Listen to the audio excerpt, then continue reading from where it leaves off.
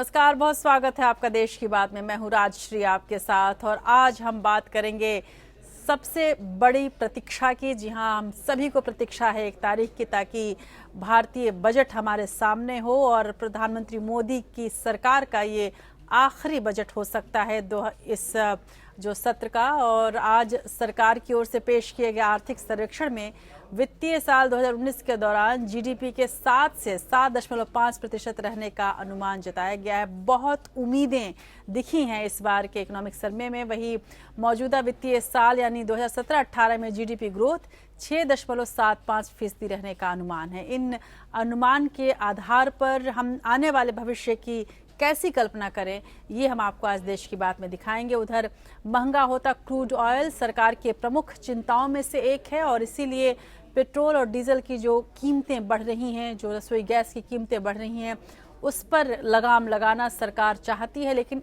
ये कितना मुश्किल हो सकता है सरकार के लिए, इस चुनौती को भी आज हम समझेंगे देश की बात में।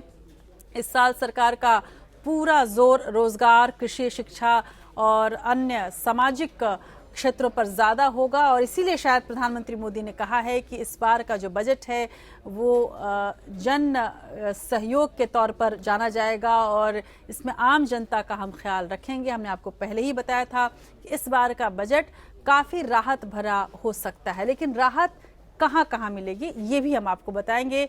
जीएसटी में क्या कोई राहत है? अभी तक जो हमारे सूत्र बता रहे हैं वो जीएसटी में कोई राहत नहीं है और क्यों नहीं है ये समझाएंगे। और राहत के वो तमाम क्षेत्र जो आपके सामने होंगे बजट के बाद, ये वो सारे क्षेत्रों की चर्चा भी आपके सामने हम रखेंगे। आर्थिक सर्वेक्षण के बाद हम बात करेंगे 1 फरवरी को पेश होने वाले आम बजट की। बताएंगे वित्त मंत्री जेटली की पोटली से क्या कुछ निकलेगा, कहाँ कहाँ क्या क्या मिल सकता है और कहाँ कहाँ क्या क्या महंगा हो सकता है, ये भी हम आपको दिखाएंगे। खबरों की माने तो जेटली इस बार टैक्स पेयर्स को बड़ी राहत देने का मन बना चुके हैं और इसके लिए प्रधानमंत्री मोदी का इशारा भी उनको मिल चुका है। उधर इन तमाम खबरों के बीच हम आपको ये भी दिखाएंगे कि रामनाथ कोविंद के अभिभाषण में क्या कुछ खास रहा है और इससे आने वाले समय के कौन से इशारे मिल रहे हैं। क्या वाकई अब प्रधानमंत्री मोदी विधानसभा और लोकसभा के चुनाव एक साथ कराना चाहते हैं और उनके इस राष्ट्रपति रामनाथ कोविंद के इस बात का इशारा और इसका असर दोनों हम समझने की कोशिश करेंगे। इस बीच प्रधानमंत्री मोदी ने भी कह दिया है कि चुनाव एक साथ हो सकें, इसके लिए उनके दल के नेता और मंत्री माहौल बनाए। ये माहौल यदि बनता है तो किसको लाभ और किसको हानि हो सकता है, ये भी हम आपको बताएंगे। लाभ हानि की बात हो रही है तो हम आपको ये भी दिखाएंगे कि लाभ हानि से ऊपर कुछ नेता कैसे अपने सारे मतभेद भुलाकर और तमाम पुरानी खटास भुलाकर भी एक साथ नजर आते हैं और बहुत मोहब्बत से लाल कृष्ण आडवाणी के दाएं बाएं आजकल कौन है, ये हम आपको जरूर दिखाएंगे। इस बीच उमा भारती का एक बयान आया है, हमेशा वो चर्चा में रहती हैं, इस बार भी इस बयान में कुछ ऐसा ही है कि कुछ चर्चा होनी चाहिए। उमा भारती बहुत दिनों से खबरों में नहीं थी, इस बयान के बाद एक बार फिर से वो चर्चा में है। क्या बोल है उनके, ये भी हम आपको दिखाएंगे और ये भी खबर मिल रही है कि आने वाले दिनों में उमा भारती के पर और कतरे जा सकते हैं।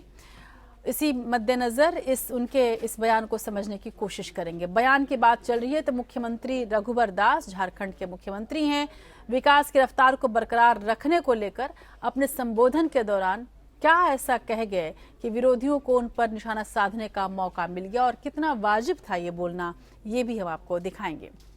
राज्यपाल राम नाईक की सख्त टिप्पणी के बाद यूपी सरकार ने कासगंज दंगा मामले में पहली बड़ी कार्रवाई की।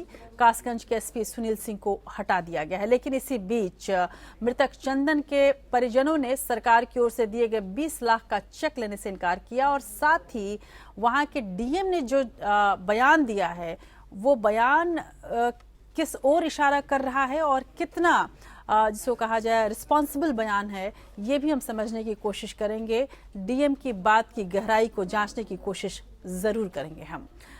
कासगंज की घटना छोटी मोटी घटना है, किस मंत्री ने बोला है, योगी आदित्यनाथ के खास मंत्री हैं, उन्होंने क्यों ऐसा बोला है, ये हम आपको बताएंगे। उधर छत्तीसगढ़ में नक्सलियों के खौफ पर कैसे भारी पड़ रहा है महिला कमांडो का जज्बा, ये भी हम आपको दिखाएंगे। और आज हम अच्छी खबरों की कड़ी में यूपी की रायबरेली की एक खबर आपके सामने रखेंगे और आज के दिन के ऐतिहासिक महत्व की तो बात करेंगे, साथ ही आपको लिए चलेंगे हम बीटिंग द रिट्रीट में और वहां के खूबसूरत नज़ारे आपके साथ शेयर करेंगे।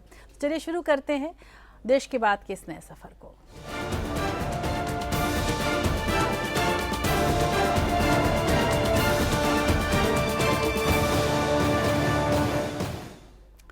एक फरवरी को पेश होने वाले आम बजट से पहले वित्त मंत्री अरुण जेटली ने सदन में आर्थिक सर्वेक्षण पेश किया। मुख्य आर्थिक सलाहकार अरविंद सुब्रमण्यम की अगुवाई में इसे तैयार किया गया है।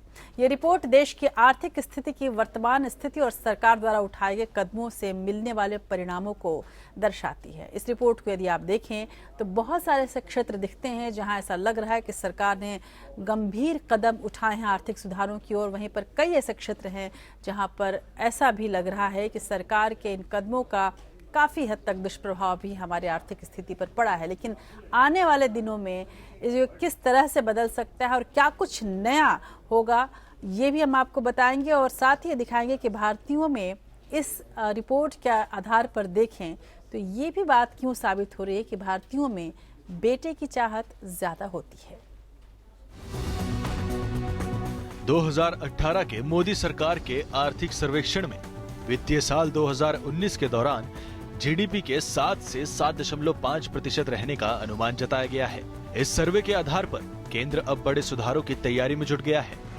इस साल सरकार का जोर रोजगार, कृषि और शिक्षा पर ज्यादा होगा। निजी निवेश में भी सुधार पर बल दिया जाएगा। मौजूदा वित्तीय साल यानी 2017 से 18 में जीडीपी ग्रोथ 6.75% रहने का अनुमान है। हालांकि इस सर्वे में सब कुछ बढ़िया है ऐसा नहीं है। महंगा होता क्रूड ऑयल सरकार की प्रमुख चिंताओं में एक है, जिसके इस साल 12% और महंगा होने का अनुमान है। Consumption, I'm going to come back, is going to be a little bit challenged because of oil prices going forward. So the growth projection, which all of you have already seen, for 17-18 is 6.75%, and also inflation is higher in the second half than the first half, which they weren't fully able to incorporate. We project nominal GDP growth this year for about 10.5%. GST लागू होने के बाद मोदी सरकार का ये पहला आर्थिक सर्वे है। इस सर्वेक्षण के मुताबिक 2018 में कृषि में वृद्धि दर के 2.1% रहने का अनुमान जताया गया है, जबकि सर्विस सेक्टर में ग्रोथ 8.3 और इंडस्ट्री ग्रोथ 4.4% रह सकती है। इस साल रोजगार, शिक्षा और कृषि पर सरकार का विशेष ध्यान होगा। सरकार का मानना है कि तमाम आर्थिक सुधारों का असर अगले वित्तीय साल में अर्थव्यवस्था में देखने को मिलेगा। आर्थिक सर्वे के मुताबिक संभावनाओं का सबसे बड़ा स्रोत निर्यात का क्षेत्र है। नोटबंदी और जीएसटी इम्प्लीमेंटेशन के बाद एक अच्छी ग्रोथ रेट है, इसलिए अचीवेबल है कि गवर्नमेंट मेरे हिसाब से 3 एरिया में काफ़ी इन्वेस्टमेंट करेगी। एक तो लघु उद्योग एमएसएमई सेक्टर, दूसरा है एग्रीकल्चर और तीसरा है इंफ्रास्ट्रक्चर। आर्थिक सर्वे के मुताबिक अप्रत्यक्ष कर यानी इनडायरेक्ट टैक्स वसूली में 50% तक इजाफा हुआ है, जबकि प्रत्यक्ष टैक्स वसूली के लक्ष्य हासिल करने की उम्मीद जताई गई है। इकोनॉमिक सर्वे में आर्थिक गति के तेज होने के संकेत मिले हैं और माना गया है कि जीएसटी की वजह से इनडायरेक्ट टैक्स वसूली बढ़ी है। सालाना आर्थिक सर्वेक्षण हर बार आम बजट से पहले पेश किया जाता है। यह वित्त मंत्रालय की ओर से पेश की जाने वाली आधिकारिक रिपोर्ट होती है, जिसमें बताया जाता है कि साल भर विकास का रुझान कैसा रहेगा। Bureau report, APN. उधर आर्थिक सर्वे में रोजगार और जीडीपी ग्रोथ से जुड़े तमाम सवालों का जवाब होते हैं और इसी सर्वेक्षण के आधार पर आम बजट की दशा और दिशा तय होती है और इसीलिए हर साल का आर्थिक सर्वेक्षण बेहद महत्वपूर्ण हो जाता है। इसी से पता चलता है कि हमारी आर्थिक हालत क्या है, कैसी है और हम किस ओर जा रहे हैं। और यही वो रीढ़ की हड्डी होती है जिसके चारों तरफ बजट को रचा बुना जाता है।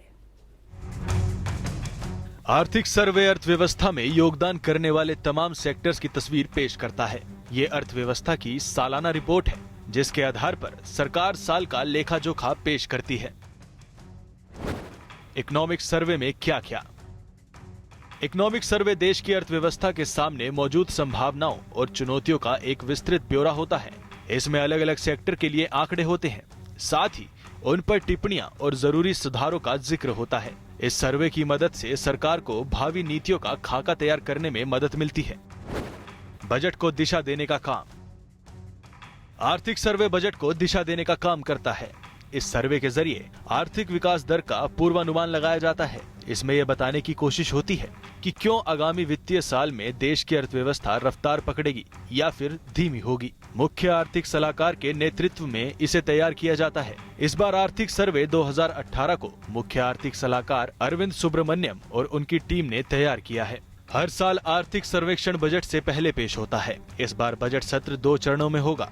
आज से शुरू पहला सत्र 9 फरवरी तक जारी रहेगा। 9 फरवरी से 5 मार्च तक छुट्टी रहेंगी। इसके बाद 5 मार्च को संसद की कार्यवाही फिर शुरू होगी, जो 6 अप्रैल तक चलेगी। संसद सत्र के बीच में इन छुट्टियों के दौरान स्थायी समिति वित्त मंत्री की ओर से बजट में दिए प्रस्तावों पर मंजूरी देगी। Bureau report, APN। उधर आर्थिक सर्वे में कृषि क्षेत्र के लिए थोड़ी निराशा है। इस बार पूरे सर्वे को यदि ध्यान से देखा जाए, इस आर्थिक सर्वे में कृषि पर विशेष चैप्टर रखा गया है, जो पिछली बार नहीं था। सर्वे में साल 2017-18 में कृषि सेक्टर की जो ग्रोथ रेट है वो 2.1% रहने का अनुमान जताया गया है, जो साल 2016-17 की वृद्धि दर से 2.8% कम है। यानी कि इस बार के बजट में सबसे ज्यादा प्रभाव कृषि पर ही पड़ने वाला है। पिछली बार इस क्षेत्र की ग्रोथ 4.9% रही थी। सर्वे में कहा गया है कि इस बार खराब मॉनसून की वजह से फसलों के उत्पादन पर असर पड़ेगा। उधर लोकसभा में पेश किए गए इकोनॉमिक सर्वे में तेज आर्थिक विकास के बावजूद महंगाई का डर साफ दिखाई दे रहा है। आने वाले दिनों में आपकी जेब पर चपत पड़ेगी। सर्वे में कच्चे तेल की बढ़ती कीमतों पर चिंता जताई गई है। अगर इसकी रफ्तार ऐसी ही रही तो ये महंगाई और बढ़ा सकती है, जो सरकार के लिए गंभीर चिंता का विषय बना हुआ है। उधर पीएम मोदी और वित्त मंत्री अरुण जेटली ने कहा है कि बजट को लेकर दबाव शायद पहले से ही बनने लगा है। कारण ये है कि एक तरफ जहां ये बजट कई राज्यों में होने वाले चुनाव से पहले आ रहा है, तो अगले साल लोकसभा के भी चुनाव होने हैं। इसके साथ ही सरकार पर अपनी आर्थिक नीतियों पर भी आगे बढ़ने का दबाव है। ऐसे में ये पूरा बजट जो 2018 का है, वो बजट दबाव और भविष्य के बीच का होगा। नोटबंदी और जीएसटी के बाद आम लोग सरकार से राहत की उम्मीद लगातार कर रहे हैं, तो सरकार अपनी नीतियों पर आगे बढ़ने की कस्में खा रही है। लेकिन ये सोचना अब जरूरी है कि ऐसे में इस बार का बजट कैसा होगा। कुछ दिन पहले पीएम मोदी ने कहा था कि बजट लोक लुभावन नहीं होगा, लेकिन आज उन्होंने इस बात के साफ संकेत दे दिए कि बजट आम लोगों की उम्मीदों पर खरा उतरेगा और हम कड़े फैसले नहीं लेंगे। इस बार का बजट कई मायनों में खास होगा। जहां देश भर में जीएसटी लागू होने के बाद ये पहला बजट होगा, तो वहीं अगले साल आम चुनाव में जाने से पहले ये मोदी सरकार का आखिरी पूर्णकालिक बजट भी होगा। ऐसे में जहां एक और सरकार पर इस बात का दबाव होगा कि वो बजट में आम लोगों के लिए कुछ उपाय करे, तो इसे ज्यादा लोक लुभावन बनाने से भी सरकार परहेज करना चाहेगी, क्योंकि इससे आर्थिक नीतियों पर असर होगा। ऐसे में इस बार वित्त मंत्री जेटली पर संतुलित बजट पेश करने का दबाव होगा। माना जा रहा है कि जीएसटी के स्लैब में होने वाले कुछ बदलाव फिलहाल बजट में नजर नहीं आएंगे। सरकार बजट में कितना सामंजस्य बनाएगी, ये तो 1 फरवरी को ही पता चलेगा।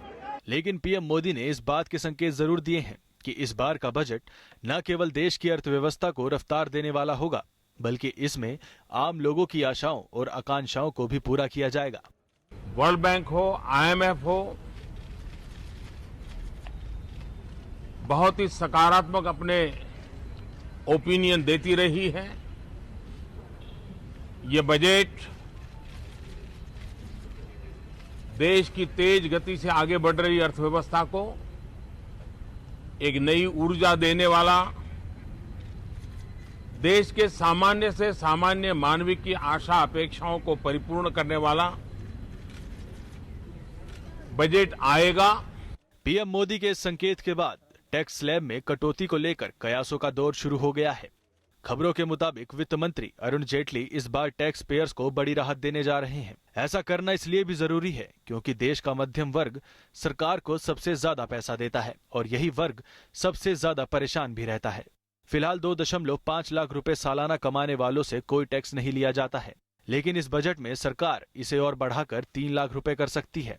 इसके साथ ही 5 से 10 लाख रुपए की सालाना आय को 10% टैक्स दायरे में लाया जा सकता है, जबकि 10 से 20 लाख रुपए की आय पर 20% और 20 लाख से अधिक की सालाना आय पर 30% की दर से टैक्स लगाए जाने की उम्मीद है। अभी टैक्स स्लैब के मुताबिक 2.5 लाख रुपए तक की सालाना आय पर कोई टैक्स लागू नहीं है। वहीं 2.5 से लेकर 5 लाख रुपए तक की सालाना आय पर 5%, 5 से 10 लाख रुपए तक की सालाना आय पर 20% और 10 लाख रुपए से ज्यादा की सालाना आय पर 30% टैक्स लिया जाता है। Bureau report, APN। तो इस बार के बजट को लेकर लोगों को जितनी उम्मीदें हैं उतना ही डर भी है, क्योंकि रह रह के अलग अलग बयान आ रहे हैं और प्रधानमंत्री अचानक बड़े फैसले लेने वाले माने जाते हैं। केंद्र में आने से पहले 12 साल तक गुजरात के मुख्यमंत्री रहे नरेंद्र मोदी ने ऐन चुनाव के वक्त भी कभी ऐसा बजट नहीं दिया जिसे लोक लुभावन कहा गया हो। इसके अलावा पिछले 4 साल के बजट में भी ऐसा कुछ दिखाई नहीं पड़ा जिससे ऐसा लगे कि आम आदमी को राहत मिलने वाली। हालांकि इस बार मामला कुछ तो अलग है, क्योंकि अगले साल जहां लोकसभा चुनाव होने वाले हैं, वहीं इसी साल कर्नाटक, मध्य प्रदेश, छत्तीसगढ़ और राजस्थान जैसे कई बड़े राज्यों में चुनाव होने वाले हैं और यहाँ पर देखा जाए तो बीजेपी की स्थिति बहुत अच्छी नहीं है। ज़्यादातर राज्यों में बीजेपी की सरकार है, ऐसे में उस पर जीत हासिल करने का भी दबाव है ताकि अगले साल के आम चुनाव में विपक्ष के पास मौका न रहे। ऐसे में इस बात की उम्मीद जताई जा रही है कि बजट में आम लोगों को खुश करने के लिए कुछ चीज़ें तो ज़रूर शामिल की जाएंगी या इसके दावे ज़रूर किए जाएंगे। उधर इस बार के बजट में एक और बात जो खास होगी वो है ई-वे बिल का शुरू होना। पूरे देश में 1 फरवरी से एक साथ ई-वे बिल की शुरुआत हो जाएगी। पहले पिछले साल 1 अक्टूबर से केंद्रीय ई-वे बिल लागू किया जाना प्रस्तावित था, लेकिन बाद में इसे 1 फरवरी तक टाल दिया गया था। ई-वे बिल व्यवस्था लागू होने के बाद एक राज्य से दूसरे राज्य में 50,000 रुपए से अधिक का उत्पाद या माल भेजने पर ई-वे बिल भेजना जरूरी होगा। ऐसा न करने पर 100% जुर्माना लगाया जाएगा। ई-वे बिल के लिए पहले से ही ऑनलाइन रजिस्ट्रेशन कराना होगा। वित्त मंत्री अरुण जेटली की अगुवाई और सभी राज्यों के प्रतिनिधियों वाले जीएसटी काउंसिल ने पिछले साल अप्रैल में ई-वे बिल नियम जारी किए थे। टैक्स विभाग के अधिकारी टैक्स चोरी रोकने के लिए ट्रांजिट के दौरान भी कभी भी ई-वे बिल चेक कर सकते हैं, लेकिन यहाँ पर एक बड़ी चुनौती इस बात की है कि जगह जगह वाईफाई के सिस्टम इसके लिए चाहिए, जगह जगह इंटरनेट की सुविधाएं इसके लिए चाहिए। क्या अभी तक इस बात को सरकार पूरी तरह से संतुष्ट हो गई है कि ये जो वाईफाई की सुविधा है वो पूरे देश में हो या इंटरनेट की सुविधा पूरे देश में हो, ताकि ई-वे बिल की चेकिंग हो सके? जो अभी की सच्चाई है, जो अभी का रियलिटी रिपोर्ट है, वो उसके हिसाब से अभी तक इस बात की व्यवस्था नहीं हो पाई है। ऐसे में एक डर और भी हो गया है कि कहीं ई-वे बिल की हालत भी जीएसटी की तरह न हो जाए। बहरहाल आज सुबह संसद भवन में राष्ट्रपति रामनाथ कोविंद के अभिभाषण के साथ बजट सत्र की शुरुआत हुई। राष्ट्रपति ने अपने पूरे अभिभाषण के दौरान सरकार की नीतियों और योजनाओं का जिक्र करते हुए कई अहम उपलब्धियां गिनाई। साथ ही 3 तलाक बिल पर भी बोलते हुए उन्होंने कहा कि इसे पास कराया जाना चाहिए, यह मुस्लिम महिलाओं के हित में है। उन्होंने जोर देते हुए कहा कि सरकार का मकसद बिना भेदभाव के सबका साथ सबका विकास है। तुष्टीकरण नहीं, सशक्तिकरण के संकल्प के साथ मेरी सरकार अल्पसंख्यकों के आर्थिक, सामाजिक और शैक्षणिक सशक्तिकरण की दिशा में मजबूती से काम कर रही है। माननीय सदस्य, तुष्टीकरण नहीं, सशक्तिकरण, इसी नारे के साथ बजट सत्र में एक बार फिर मोदी सरकार ने 3 तलाक बिल को पास कराने में विपक्ष से मदद मांगी है। अपने अभिभाषण में राष्ट्रपति रामनाथ कोविंद ने कहा कि उन्हें उम्मीद है कि आपसी सहमति के बाद इसे पास कर दिया जाएगा, क्योंकि ये मुस्लिम महिलाओं के सशक्तिकरण से जुड़ी चीज है। पीएम मोदी ने भी बजट सत्र में 3 तलाक बिल के पास होने की उम्मीद जताई। मुस्लिम महिलाओं का सम्मान कई दशकों तक राजनैतिक लाभ हानि का बंधक रहा। अब इस देश को उन्हें इस स्थिति से मुक्ति दिलाने का अवसर मिला है। मेरी सरकार ने 3 तलाक के संबंध में एक विधेयक संसद में प्रस्तुत किया है। मैं आशा करता हूं कि संसद शीघ्र ही इसे कानूनी रूप देगी। 3 तलाक पर कानून बनने के बाद मुस्लिम बहन बेटियां भी आत्मसम्मान के साथ भयमुक्त जीवन जी सकेंगे। विनम्र आग्रह करता हूं कि इस सत्र में 3 तलाक महिलाओं के, विशेष करके मुस्लिम महिलाओं के हक की रक्षा करने वाले इस निर्णय को हम सब पारित करें राष्ट्रपति और प्रधानमंत्री दोनों ने कहा कि इस पर राजनीति नहीं होनी चाहिए, क्योंकि ये महिलाओं के अधिकारों से जुड़ा मामला है। हालांकि विपक्ष को ये लगता है कि 3 तलाक बिल पर मोदी सरकार राजनीति कर रही है। कांग्रेस नेता मल्लिकार्जुन खड़गे ने कहा कि सरकार 3 तलाक समेत हर मुद्दे पर जल्दबाजी में है, वो सदन में बहस नहीं चाहती। अगर ऐसा होता है तो लोकतंत्र कैसे जिंदा रहेगा? अगर दिक्कत है तो जॉइंट कमेटी या सेलेक्ट कमेटी को भेजे, उसको पास कर ले रहे हैं। तो इससे बड़ी दिक्कत हो रही है और आगे आने वाले दिनों में तो चर्चा से डेमोक्रेसी है, तो चर्चा ही बंद अगर हो गया तो लोगों की समस्या कैसा उठाएंगे? हम मानते हैं कि जो गलती पिछले सत्र में कांग्रेस पार्टी और कुछ साथियों की उनके हुई है, उस गलती को वो रेटिफाई करेंगे, उसको ठीक करेंगे और ठीक करके जो है वो उम्मीद है कि जो है इस सेशन में ट्रिपल तलाक सहित तमाम मुद्दों पर डिबेट डिस्कशन के माध्यम से उसको पास करने में मददगार होंगे। मोदी सरकार के प्रस्तावित 3 तलाक बिल पर विपक्ष को कुछ आपत्तियां हैं। इसे हल करने के लिए विपक्ष बिल को स्टैंडिंग कमेटी के पास भेजना चाहता है, जबकि सरकार की मंशा बिल को उसी रूप में पास कराने की है। बिल को लेकर दोनों ही तरफ से एक दूसरे पर राजनीति करने के आरोप लगाए जा रहे हैं। Bureau report, APN।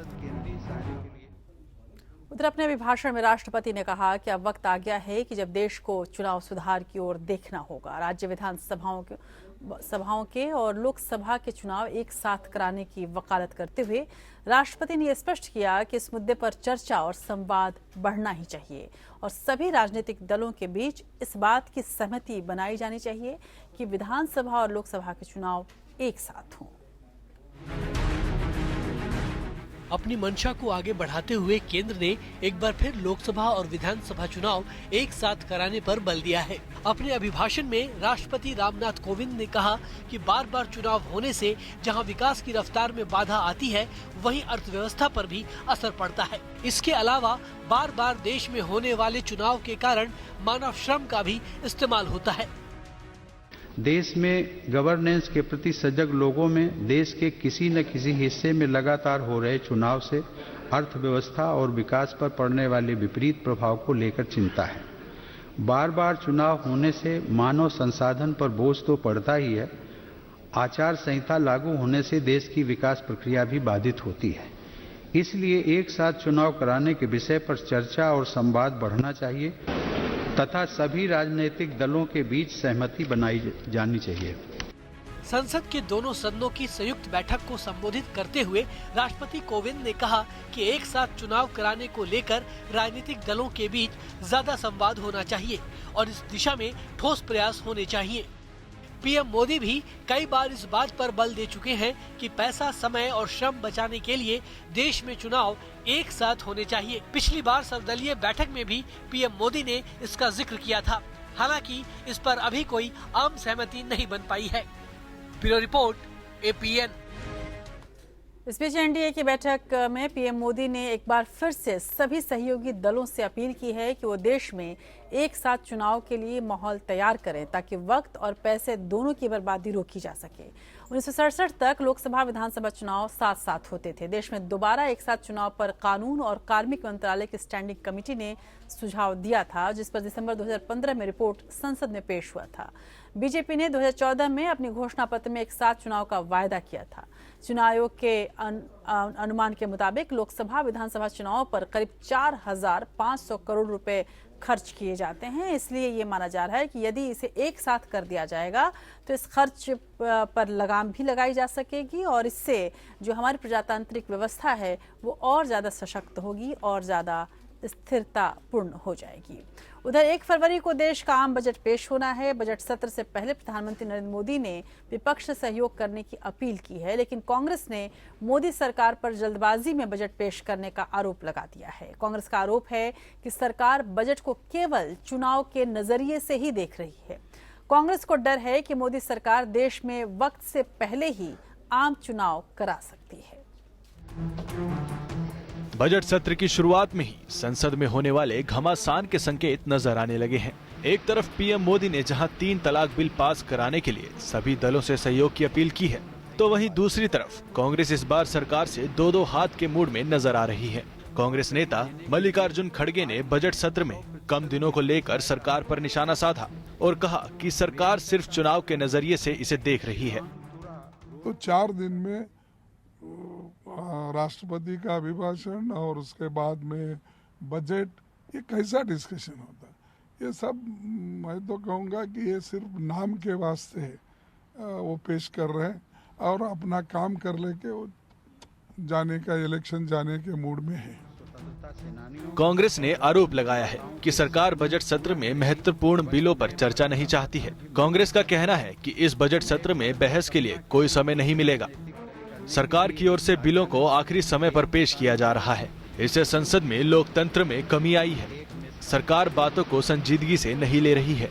दरअसल इस बार बजट सत्र 2 चरणों में होगा। आज से शुरू पहला सत्र 9 फरवरी तक जारी रहेगा। 9 फरवरी से 5 मार्च तक छुट्टी रहेगी। इसके बाद 5 मार्च को संसद की कार्यवाही फिर शुरू होगी, जो 6 अप्रैल तक चलेगी। ऐसे में बजट और दूसरे महत्वपूर्ण विषयों पर चर्चा का कम समय मिलेगा। Bureau report, APN। और इससे पहले साल 2004 में बीजेपी की अगुवाई वाली तत्कालीन एनडीए सरकार के प्रधानमंत्री अटल बिहारी वाजपेयी ने भी समय से पहले लोकसभा चुनाव कराया था, लेकिन तब दांव उल्टा पड़ गया था और बीजेपी को हार का मुंह देखना पड़ा था और मनमोहन सिंह के नेतृत्व में कांग्रेस ने सत्ता में वापसी की थी। और ऐसे में प्रधानमंत्री मोदी की जो योजना है वो कितनी कारगर होगी, ये देखना होगा। इस बीच आज संसद में कुछ रोचक तस्वीरें देखने को मिली। राष्ट्रपति के अभिभाषण के दौरान एक दिलचस्प तस्वीर दिखाई दी। कांग्रेस की पूर्व अध्यक्ष सोनिया गांधी, बीजेपी के दिग्गज लालकृष्ण आडवाणी और पूर्व प्रधानमंत्री मनमोहन सिंह एक साथ बैठे नजर आए और वो भी आडवाणी बीच में, दाएं बाएं मनमोहन सिंह और सोनिया गांधी। ऐसी तस्वीरें कम देखने को मिलती हैं, खासकर बीजेपी और कांग्रेसी नेताओं के बीच।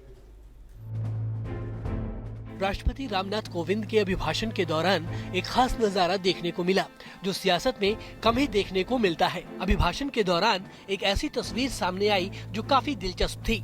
अभिभाषण सुनने के लिए आगे की पंक्ति में पूर्व कांग्रेस अध्यक्ष सोनिया गांधी और पूर्व प्रधानमंत्री मनमोहन सिंह बैठे थे और उनके बीच बीजेपी के दिग्गज और पूर्व उप प्रधानमंत्री लालकृष्ण आडवाणी बैठे नजर आए। इन नेताओं के बाईं ओर अगली पंक्ति में प्रधानमंत्री नरेंद्र मोदी, वित्त मंत्री अरुण जेटली बैठे थे। यहीं पर जेटली के बगल में राज्यसभा में विपक्ष के नेता गुलाम नबी आजाद भी बैठे नजर आए। लालकृष्ण आडवाणी को 2014 चुनाव के बाद से बीजेपी ने मार्गदर्शक मंडल में शामिल कर दिया था। वहीं कांग्रेस में भी राहुल गांधी के कमान संभालने के बाद सोनिया गांधी ने अध्यक्ष पद छोड़ दिया था। इसके अलावा मनमोहन सिंह भी राज्यसभा के अलावा कुछ बड़े मौकों पर ही सामने आते हैं। ऐसे में तीनों सियासी शख्सियतों की एक साथ ये तस्वीर वाकई दिलचस्प है। Bureau report, APN।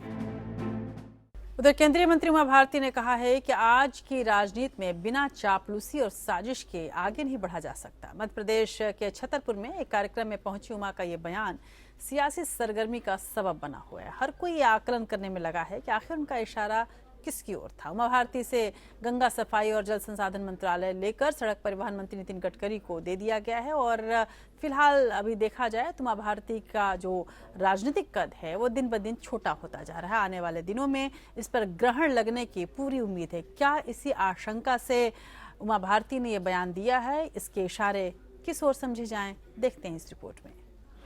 काम से ज्यादा बयान को लेकर चर्चा में रहने वाले नेताओं की सूची में उमा भारती का भी नाम आता है। एक बार फिर उमा भारती ने ऐसा बयान दिया जो विपक्ष को हमला बोलने का मौका दे सकता है। एक कार्यक्रम में छतरपुर पहुंची केंद्रीय मंत्री उमा भारती ने आज की राजनीति को साजिश और चापलूसी से घिरा बताया। केंद्रीय मंत्री ने कहा कि राजनीति के लिए चापलूसी और साजिश दोनों का आना बहुत जरूरी है, क्योंकि इसके बिना कोई जगह नहीं है। उमा भारती ने बताया कि उन्हें राजनीति में विजय राजे सिंधिया का संरक्षण हासिल रहा। उनके निधन के बाद वो अपने हिसाब से चली, लेकिन उन्हें चापलूसी और साजिश करनी नहीं आती, जबकि आज के दौर में राजनीति में साजिश और चापलूसी का मेल हो गया है। विपक्ष उनके इस बयान को केंद्र सरकार में उनके घटे हुए कद से जोड़कर देख रहा है। उमा भारती ने कहा कि आज की राजनीति में चाटुकारिता और चमचागिरी बड़ी है और उसे ही मौका मिलता है जो इन कलाओं में माहिर हो। उमा भारती के काम से नाखुश होकर ही पीएम मोदी ने जल संसाधन और गंगा सफाई मंत्रालय उनसे लेकर नितिन गडकरी को दे दिया था। ऐसे में केंद्रीय मंत्री के उस बयान के कई मतलब निकाले जा रहे हैं। उमा भारती बिना लाग लपेट के बोलने वाली नेता के तौर पर चर्चित रही हैं और पहले भी उनके कई बयान विवादों में आ चुके हैं। Bureau report, APN। और कुल मिलाकर देखा जाए तो आज का दिन बयानों का दिन ही था। रामनाथ कोविंद के अभिभाषण से शुरू हुआ ये दिन और दिन भर अलग अलग नेताओं के अलग अलग राज्यों में अलग अलग तरीके का बयान आए। गणतंत्र पर जब भीड़तंत्र हावी होने लगता है तो कासगंज जैसी घटनाएं होती हैं और वहां पर भी जब इस तरह के बयान आने लगे जो काफ़ी हद तक गैर जिम्मेदाराना हो या फिर ऐसे हो जो पूरी जांच हुए बिना ही बीच के कुछ ऐसे बयान जो पूरे माहौल को एक अलग रंग अलग तेवर दे सकते हैं, तो जाहिर सी बात है कि चिंता होने लगती है। यूपी के कासगंज में 26 जनवरी के दिन हिंसा की आग ने कासगंज को खाक कर दिया। 3 दिन बाद हिंसा की आग ठंडी तो पड़ी है लेकिन अंदर से दर्द अभी भी है।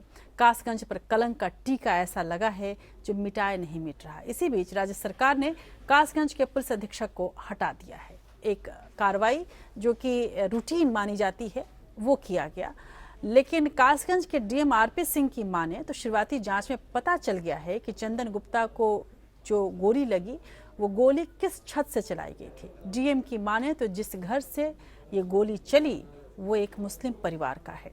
अब ये भी समझना होगा कि जो अभी स्थिति है ऐसे में डीएम की ये बात किस आधार पर है। हालांकि उन्होंने ये भी कहा है कि अभी जांच जारी है, किसने गोली चलाई ये जांच अभी पूरी नहीं हुई है। यदि जांच पूरी नहीं हुई है तो डीएम के इस बयान को जाहिर सी बात है कि इसके कई राजनीतिक असर हो सकते हैं, सामाजिक असर हो सकते हैं।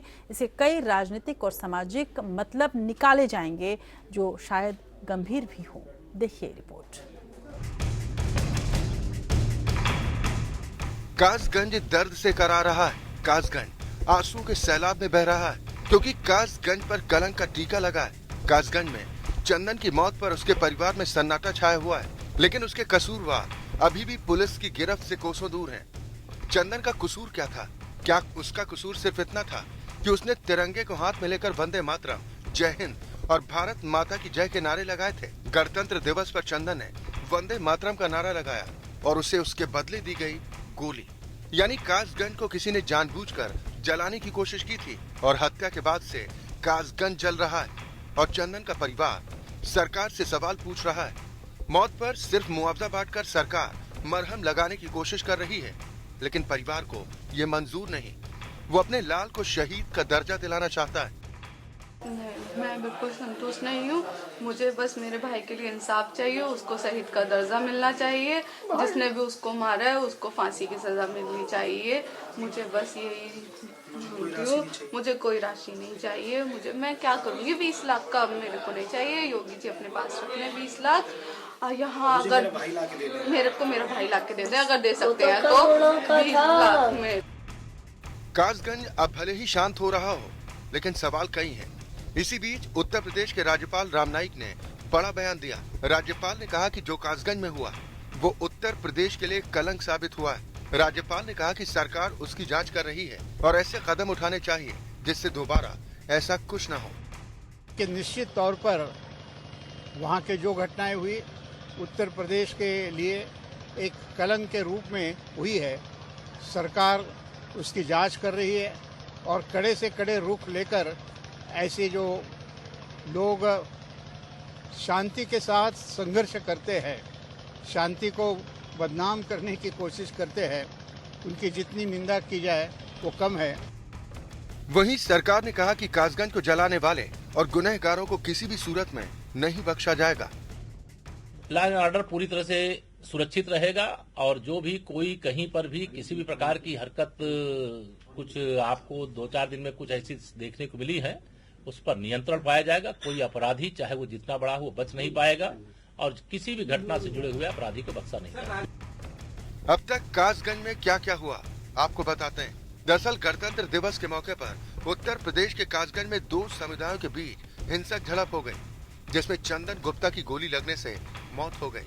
पुलिस ने इस मामले में अब तक 112 लोगों को गिरफ्तार किया। हिंसा तब भड़की थी जब तिरंगा यात्रा गुजर रही थी। दोनों पक्षों के बीच जमकर पत्थरबाजी हुई और गोलियां भी चली, जिसके बाद हिंसा भड़कती चली गई। फिर कासगंज हिंसा की आग में जलने लगा। अब हिंसा की आग भले ही शांत हो गई हो, लेकिन उसने कई सवाल छोड़ दिए। आखिर कासगंज का कसूरवार अब तक है कहां? पुलिस ने अब तक मुख्य अभियुक्त को क्यों गिरफ्तार नहीं किया? क्या चंदन का कसूरवार वाकई पकड़ा जाएगा? कासगंज से गुड्डू यादव के साथ ब्यूरो रिपोर्ट APN। सरकारें बदलती हैं लेकिन दंगे की सियासत नहीं बदलती, दंगे की फितरत नहीं बदलती। अब ज़रूरी है इस पर सोचना, मीडिया के तौर पर भी अपनी जिम्मेदारी को समझना।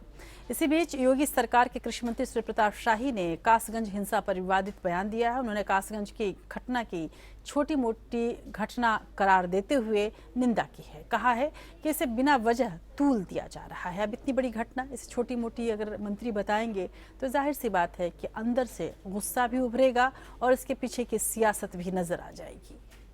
ये कहना गलत है और किसी मामले को अनावश्यक तूल दिया जाना भी ठीक नहीं है।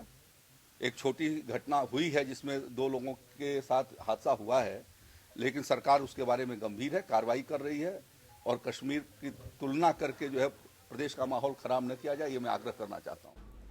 उधर झारखंड के मुख्यमंत्री रघुवर दास ने भी एक ऐसा बयान दिया है जो सबके निशाने पर आ गए हैं। झारखंड के मुख्यमंत्री विकास की रफ्तार को बरकरार रखने को लेकर अपने संबोधन के दौरान कुछ ऐसा कह गए कि विरोधी उन पर निशाना साधने लगे।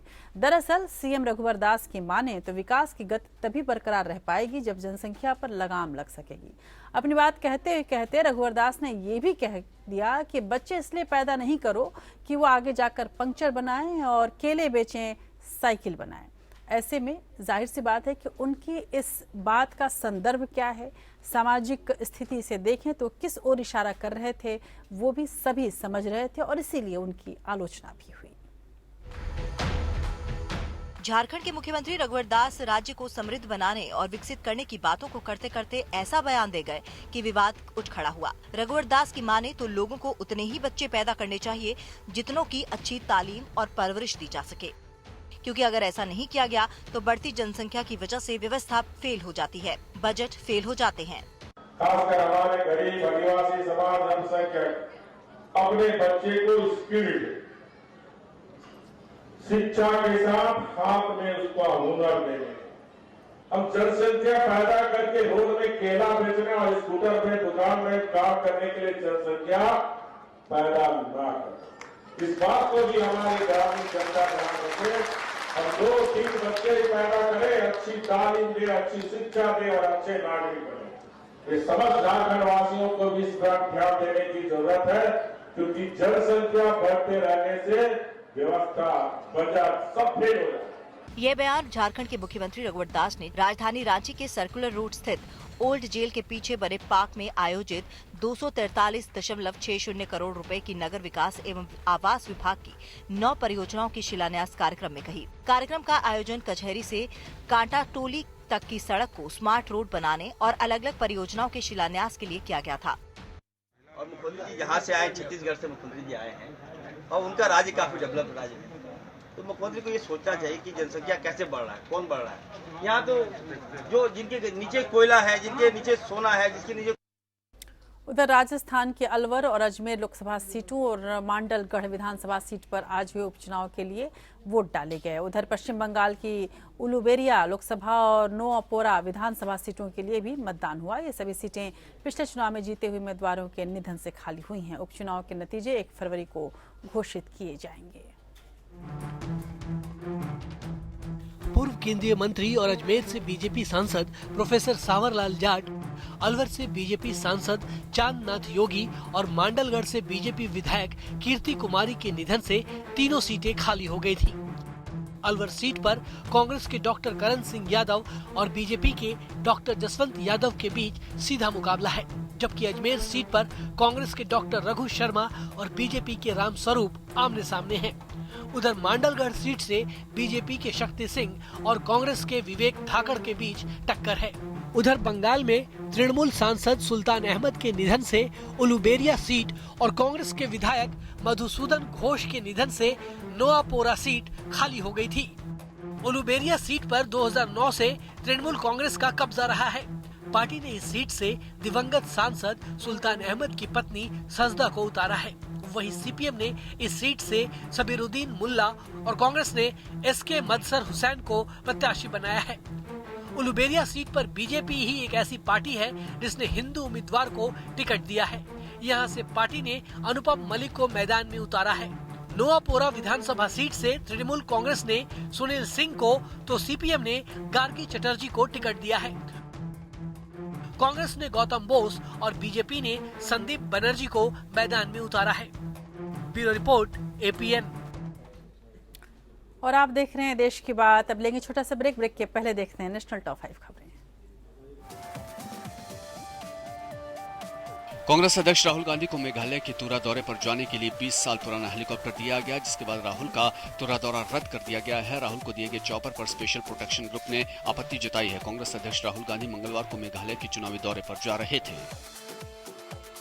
आम आदमी पार्टी ने राजधानी में चल रहे सीलिंग अभियान के खिलाफ सोमवार को संसद मार्च का आयोजन किया। इसमें पार्टी के कई नेताओं को प्रदर्शन करने के चलते हिरासत में ले लिया गया। आपका आरोप है कि दिल्ली पुलिस ने महिलाओं समेत पार्टी के कई कार्यकर्ताओं पर लाठीचार्ज किया। आपका आरोप है कि सीलिंग के जरिए बीजेपी शासित एमसीडी ने दिल्ली के व्यापारियों के साथ धोखा किया है। बहुचर्चित चारा घोटाला मामले में रांची बिरसा मुंडा होटवार जेल में बंद आरजेडी सुप्रीमो लालू प्रसाद यादव से मिलने उनके पुत्र तेज प्रताप यादव, देवेंद्र यादव, पूर्व केंद्रीय मंत्री उदय नारायण चौधरी होटवार जेल पहुंचे, जहां उन्होंने लालू प्रसाद यादव से मुलाकात की। पश्चिम बंगाल में यात्रियों से भरी बस नदी में जा गिरी। ये हादसा बंगाल के मुर्शिदाबाद जिले के दौलताबाद गांव में हुआ। इस हादसे में 30 से ज्यादा यात्रियों की मौत हो गई है। पुलिस के आने में कथित तौर पर देरी के कारण लोगों ने प्रदर्शन किया और गुस्साए लोगों ने पुलिस बल पर हमला कर दिया। स्थानीय लोगों ने ही राहत और बचाव अभियान शुरू किया था। छत्तीसगढ़ में नक्सली भले ही छोटी बड़ी वारदात करके अपनी उपस्थिति दर्ज करा रहे हैं, लेकिन अब महिला कमांडो का जज्बा उनके खिलाफ बड़ी भारी पड़ने वाला है और उनके खौफ से भी आगे निकलने वाला है। बस्तर में तैनात महिला कमांडो को अब सड़क निर्माण का जिम्मा सौंपा गया है। ये महिला कमांडो प्रमुख सड़कों पर 8 से 10 घंटे तक सड़क निर्माण में मदद कर रही है। महिला कमांडो का जज्बा नक्सलियों के खौफ पर अब भारी पड़ेगा। छत्तीसगढ़ के नक्सली इलाकों में अब महिला कमांडो तैनात की गई हैं। बस्तर में तैनात महिला कमांडो को अब रोड ओपनिंग यानी सड़क निर्माण में सुरक्षा का जिम्मा सौंपा गया है। यह महिला कमांडो प्रमुख सड़कों पर 8 से 10 घंटों तक सड़क निर्माण में मदद कर रही हैं।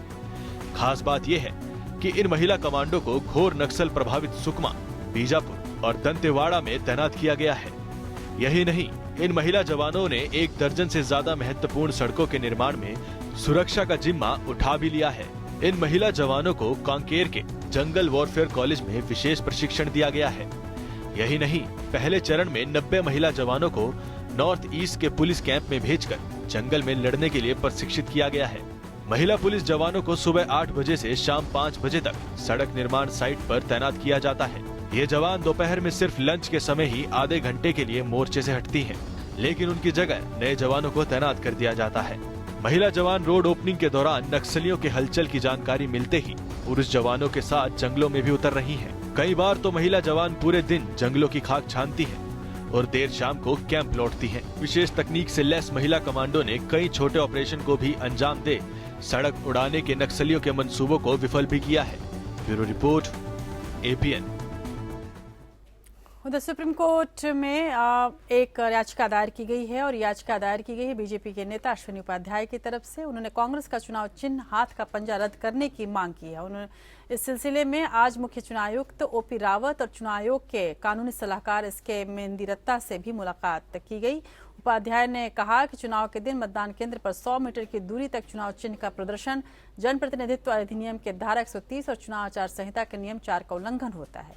ऐसे में उपाध्याय का तर्क है कि चूंकि पंजा मानव अंग है, जिसका प्रदर्शन हरेक मतदाता मतदान के दिन वोटिंग से पहले और बाद में मतदान केंद्र से 100 मीटर के अंदर और बाहर अक्सर कर सकता है। इससे किसी खास पार्टी के चुनाव चिन्ह का प्रदर्शन होता है और इसके मुताबिक जनप्रतिनिधित्व कानून और चुनाव आचार संहिता के नियम के मुताबिक मानव शरीर का कोई भी अंग चुनाव चिन्ह नहीं हो सकता। उधर दूर की कौड़ी है ये। इस बीच आम आदमी पार्टी के 20 विधायकों के निष्कासन मामले में दिल्ली हाई कोर्ट की 2 जजों की बेंच सुनवाई करेगी। मामले की सुनवाई अब मंगलवार यानी कल होगी। इससे पहले जस्टिस विभू भाकरू ने मामले को सुनने से इनकार कर दिया। सुप्रीम कोर्ट के फैसले का हवाला देते हुए मामले को acting chief justice Gita Mittal के पास भेजा गया।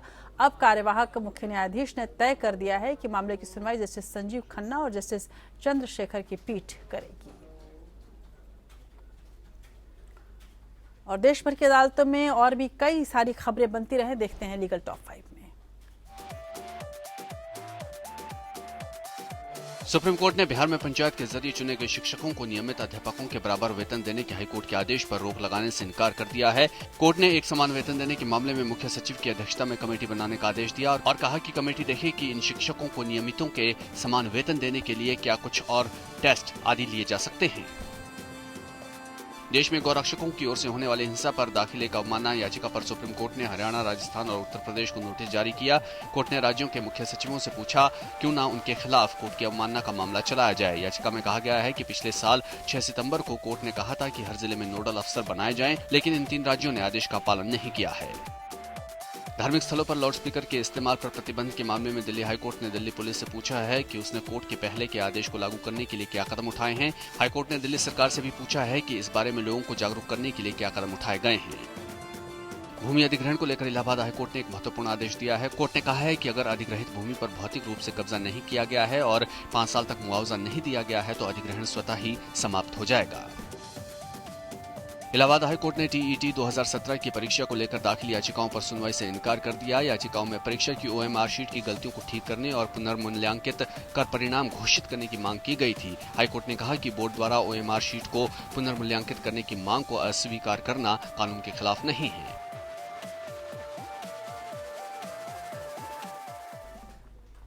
उधर सोमवार को काबुल मिलिट्री एकेडमी पर आतंकी हमला हुआ। इसमें अफगानिस्तान के 5 सैनिकों के मारे जाने की खबर है। हमले के बाद अफगानिस्तान के एक डिप्लोमेट माजिद करार ने बड़ा खुलासा किया है। करार ने कहा है कि हमला तालिबान ने किया है। हमले में जिन हथियारों का इस्तेमाल किया गया वो सभी पाकिस्तान की आर्मी ने मुहैया कराए हैं। माजिद के बयान के बाद एक बार फिर से अफगानिस्तान और अमेरिका के उस आरोप की पुष्टि हो गई है जिसमें कहा जाता रहा है कि पाकिस्तान की आर्मी तालिबान और दूसरे आतंकी संगठनों को हथियार देती रहती है। इनका इस्तेमाल कश्मीर और अफगानिस्तान में किया जाता है। और इसमें चीन ने एक बार फिर से दावा किया है कि डोकलाम उसका हिस्सा है। ये बयान उस वक्त आया है जब चीन में भारत के राजदूत गौतम बम्बावले ने हाल ही में कहा था कि भारत चीन सीमा पर संवेदनशील जगहों पर स्टेटस को यानी स्थिति बरकरार रहनी चाहिए। ऐसे में चीन का ये दावा जाहिर सी बात है कि पूरे मसले को एक अलग रंग दे रहा है। और रंग की बात करते हैं तो मिर्जा गालिब के अंदाज और रंग भी बिल्कुल जुदा होते हैं, बिल्कुल अलग होते हैं। तो आज मिर्जा का क्या रंग है देखते हैं इस व्यंग चित्र के माध्यम से। फिल्मों के दीवाने बच्चों के लिए इतिहास का मतलब कैसे बदल रहा है आप इस व्यंग चित्र में देख सकते हैं कि जब मिर्जा किसी बच्चे से पूछते हैं कि तैमूर के बारे में बताओ तो वो क्या जवाब देता है वो बेहद रोचक है। करीना और सैफ के बेटे का नाम है तैमूर। जी हाँ, इतना प्रभाव होता है फिल्मों का हमारी पीढ़ी पर।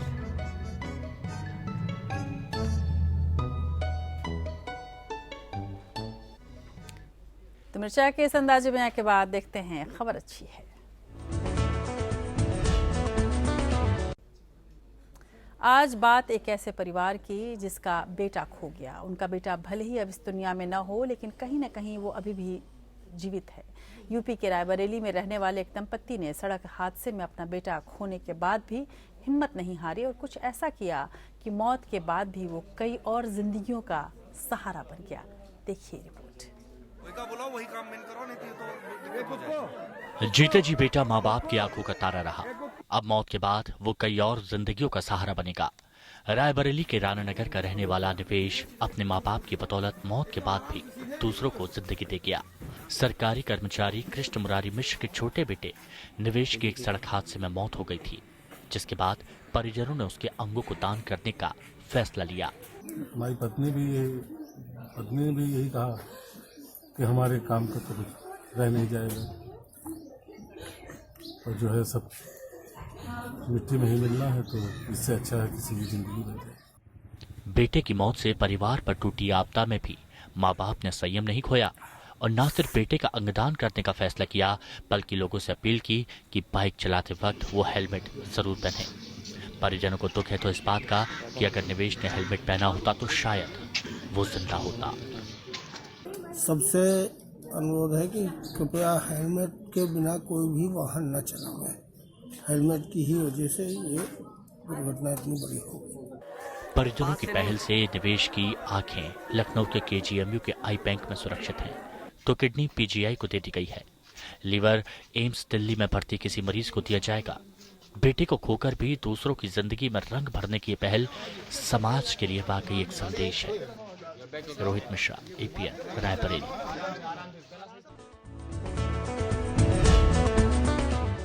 और माता पिता के इस जज्बे को सलाम करते हुए बढ़ते हैं आज के दिन की ऐतिहासिक खबर की ओर।